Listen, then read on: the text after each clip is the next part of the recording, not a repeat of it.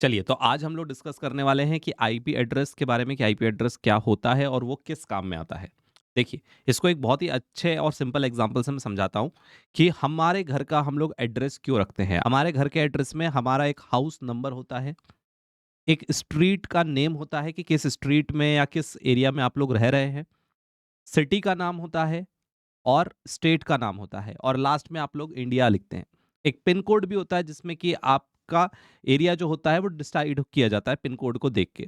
तो ये सारी चीज़ें जो है आपका एक एड्रेस बताती है। इन सब की ज़रूरत क्यों पड़ती है पहले हम वो समझते हैं, उसके बाद हम आईपी एड्रेस को समझेंगे। तो सबसे पहले वहाँ पर जैसे ही आप इंडिया देखते हो तो आपको समझ में आ जाता है कि ये जो एड्रेस है वो इंडिया का है। उस समय आपके दिमाग में ऑल ओवर वर्ल्ड होता है पहले एड्रेस जब आप सुनते हो तो, लेकिन जैसे ही आप इंडिया देखते हो तो ऑल ओवर वर्ल्ड में आपको सिर्फ और सिर्फ इंडिया दिखता है।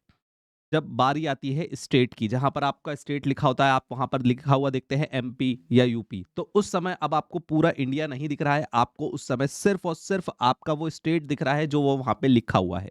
इसका मतलब कि जब हमने इंडिया देखा तो बाकी का एड्रेस हमारे काम का नहीं था, जब हमने स्टेट देखा तो रिमेनिंग एड्रेस हमारे काम का नहीं था। उसके बाद हम गए सिटी पर और सिटी नेम हमने देखा कि सिटी नेम एम इंदौर लिखा है, भोपाल लिखा है, जो भी लिखा है उस सिटी के बारे में, तो वो सिटी का जो नेम है उस समय आप उस सिटी की तरफ चले गए कि हाँ, आपको धीरे-धीरे करके डायरेक्शन मिल रहा है कि आपको कहाँ जाना है। उसके बाद आप देखोगे स्ट्रीट नेम कि यहाँ पर कौन-सा एरिया है, कौन-सा नगर लगा हुआ है, जहाँ पर आपको जाना है उस सिटी में। तो वहाँ पर आप उस एरिया में चले जाएँगे और फिर उस एरिया के बाद आपका बिल्डिंग नंबर या हाउस नंबर आपके काम का होगा, जो आपको आपके घर तक पहुँचाएगा। बिल्कुल उसी तरह से आईपी एड्रेस भी वर्क करता है। आईपी एड्रेस में भी 2 पार्टीशन किए गए होते हैं, तो आईपी एड्रेस एक लॉजिकल एड्रेस है, पहले तो मैं ये बता देता हूँ। लॉजिकल एड्रेस और फिजिकल एड्रेस 2 तरीके के एड्रेसेस होते हैं।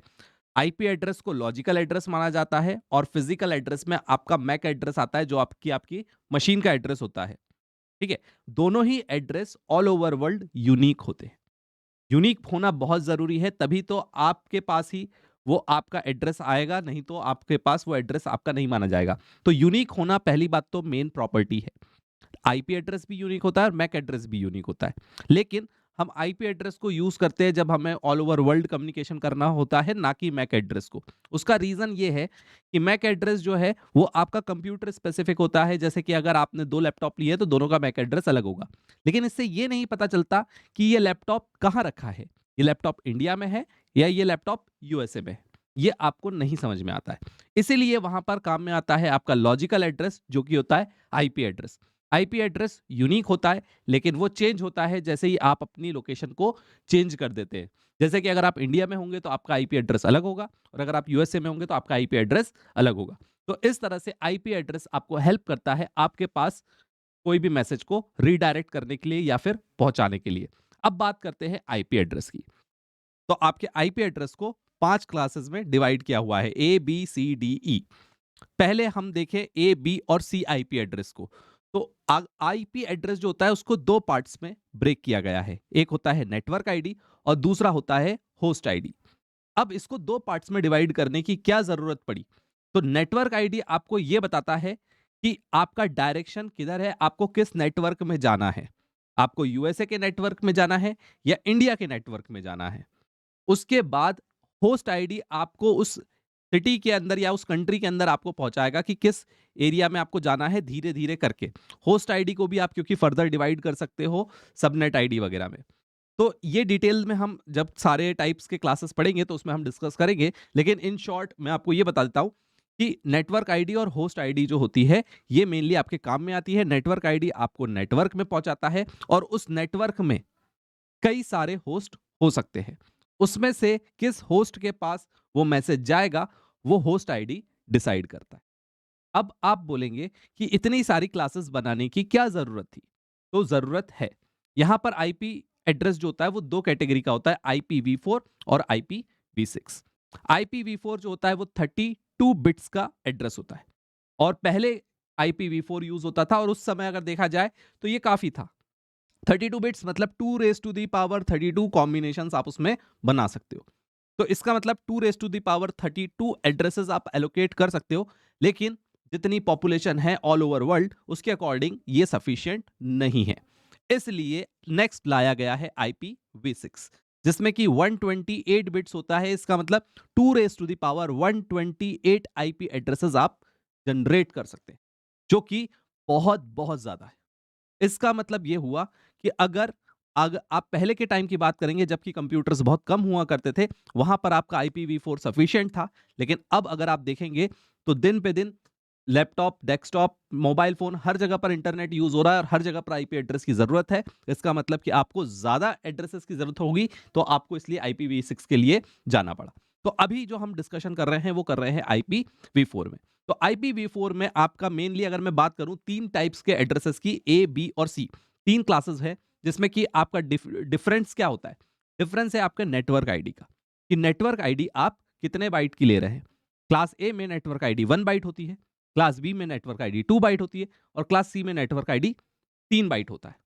और उसी तरह से होस्ट आईडी की अगर मैं बात करूं तो क्लास ए में होस्ट आईडी 3 बाइट्स होता है, क्लास बी में होस्ट आईडी 2 बाइट्स होता है और क्लास सी में होस्ट आईडी 1 बाइट होता है। ऐसा क्यों? ऐसा इसलिए क्योंकि डिपेंड करता है कि आपके नेटवर्क कितने हैं और आपके होस्ट कितने हैं। अगर आपके नेटवर्क कम है और होस्ट ज्यादा है तो आपको नेटवर्क आईडी कम चाहिए और होस्ट ज्यादा चाहिए। लेकिन अगर आपके नेटवर्क ज्यादा है और होस्ट कम है हर एक नेटवर्क में, तो वहां पर आपको ज्यादा होस्ट आईडी नेटवर्क आईडी चाहिएगा और होस्ट आईडी कम चाहिएगा। फॉर एग्जांपल, आपको पता है कि मोबाइल जो आपका टेलीफोन होता है, जब आप टेलीफोन यूज करते हैं तो वहां पर एसटीडी कोड आप लगाते हो। एसटीडी कोड लगाने के बाद आपका नंबर लगता है टेलीफोन नंबर। तो ऐसा क्यों? एसटीडी कोड से यह पता चलता है कि आप किस सिटी, किस विलेज या किस टाउन में आपका मोबाइल फोन, आपका टेलीफोन लगा हुआ है। और फिर टेलीफोन नेट जो नंबर है वो आपके घर तक आता है। तो यहां पर टेलीफोन नंबर को भी दो पार्ट्स में डिवाइड किया गया है, एसटीडी नंबर और आपका नंबर, टेलीफोन नंबर। तो उसी तरह से आईपी एड्रेस को भी दो तरीके से डिवाइड किया है, नेटवर्क आईडी और होस्ट आईडी। जैसे नेटवर्क आईडी नेटवर्क बताता है, उसी कॉन्सेप्ट पर ही ये बेस्ड है। जो नेटवर्क है ये उसी कॉन्सेप्ट पर बेस्ड है। आपने देखा होगा एसटीडी नंबर जो मेट्रोपॉलिटन सिटीज होती हैं, बड़ी बड़ी जो सिटीज होती है, वहां पर एसटीडी कोड 3 डिजिट्स का होता है। अगर आप टाउन्स वगैरह की बात करेंगे, सिटीज वगैरह की, थोड़ी सी छोटे साइज की सिटीज की बात करेंगे, तो वहां पर एसटीडी कोड होता है 4 डिजिट का। और अगर आप विलेजेस की बात करेंगे तो वहां पर एसटीडी कोड होता है 5 डिजिट का। ऐसा क्यों? ऐसा इसलिए क्योंकि मेट्रोपॉलिटन सिटीज कम होती हैं, तो वहां पर आपको एसटीडी कोड कम चाहिए। अगर आप जाएंगे टाउन्स में, तो टाउन्स जो है वो as compared to metropolitan cities ज्यादा होते हैं, तो वहां पर आपको ज्यादा डिजिट चाहिए है, इसलिए आप वहां पर 4 डिजिट्स यूज करते हैं।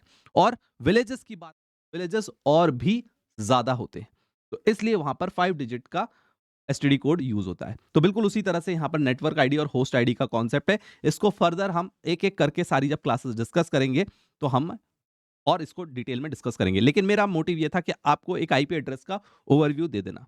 नेक्स्ट आता है हमारा डीएनएस, डोमेन नेम सर्वर। अब ये डोमेन नेम सर्वर क्या होता है? आप हर एक का आईपी एड्रेस नहीं याद रख सकते हैं। जैसे कि अगर मैं आपसे बोलूं कि आपके 1000 दोस्त हैं या आपके 100 दोस्त हैं, तो क्या आपको सभी के मोबाइल नंबर याद रहता है? नहीं, आपको याद रहता है उनका नाम। तो आप अपनी टेलीफोन डायरेक्टरी में आप उनका नाम सर्च करते हो और फिर उसका कॉन्टेक्ट नंबर देखते हो। मोबाइल फोन्स में भी आप यही करते हो, मोबाइल में आप अपना नाम सर्च करते हो और उसके बाद आपका नंबर आपको मिल जाता है। तो डोमेन नेम सर्वर भी यही काम करता है। हम सारे आईपी एड्रेसेस नहीं याद रख सकते, तो हमें एक नाम दिख दिया जाता है, हम वो नाम याद रखते हैं। जैसे google.com, facebook.com, तो हम वो नाम याद रखते हैं। अब डोमेन नेम सर्वर के पास जब हम वो नाम सेंड करते हैं, वो हमें उसका आईपी एड्रेस देता है और फिर उस आईपी एड्रेस को यूज किया जाता है उस पर्टिकुलर लोकेशन पर मैसेज पहुंचाने के लिए या फिर वहां से मैसेज रिसीव करने के लिए। तो इस तरह से डोमेन नेम सर्वर यूज होता है। आई होप ये वीडियोस आपको समझ में आया होगा। मिलते हैं नेक्स्ट वीडियो में। Till then, thank you very much. Don't forget to subscribe and share it.